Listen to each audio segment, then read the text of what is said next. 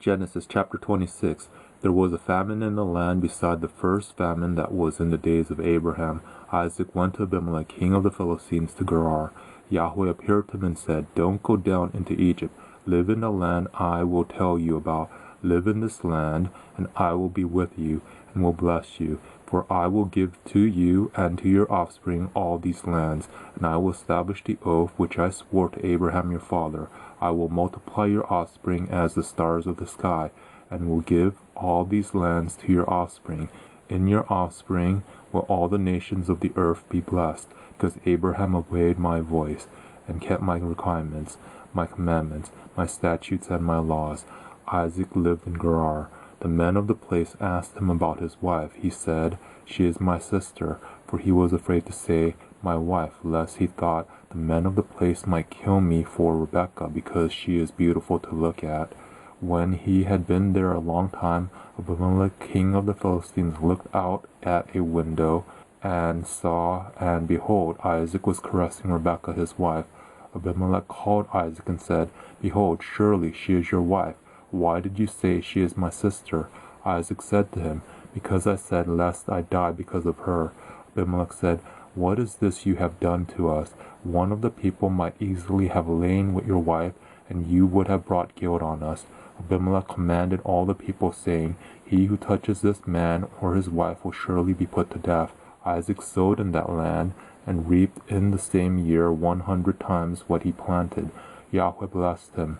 The man grew great, and grew more and more until he became very great.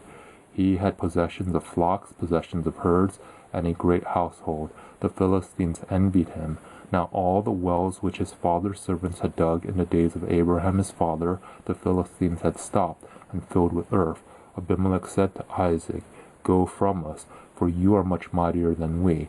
Isaac departed from there, encamped in the valley of Gerar, and lived there. Isaac dug again the wells of water which they had dug in the days of Abraham his father, for the Philistines had stopped them after the death of Abraham. He called their names after the names by which his father had called them. Isaac's servants dug in the valley, and found there a well of springing water. The herdsmen of Gerar argued with Isaac's herdsmen, saying, "The water is ours." He called the name of the well Esek, because they contended with him. They dug another well, and they argued over that also. He called its name Sitnah. He left that place and dug another well. They didn't argue over that one. He called it Rehoboth. He said, "For now Yahweh has made room for us, and we will be fruitful in the land." He went up from there to Beersheba. Yahweh appeared to him the same night and said, "I am Elohim of Abraham your father. Don't be afraid, for I am with you, and will bless you, and multiply your offspring for my servant Abraham's sake." He built an altar there, and called on Yahweh's name, and pitched his tent there. There Isaac's servants dug a well.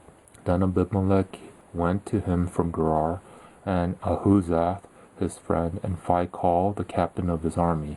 Isaac said to them, "Why have you come to me, since you hate me, and have sent me away from you?" They said, "We saw plainly that Yahweh was with you." We said, "Let there now be an oath between us, even between us and you, and let us make a covenant with you, that you will do to us no harm, as we have not touched you, and as we have done to you nothing but good, and have sent you away in peace. You are now the blessed of Yahweh."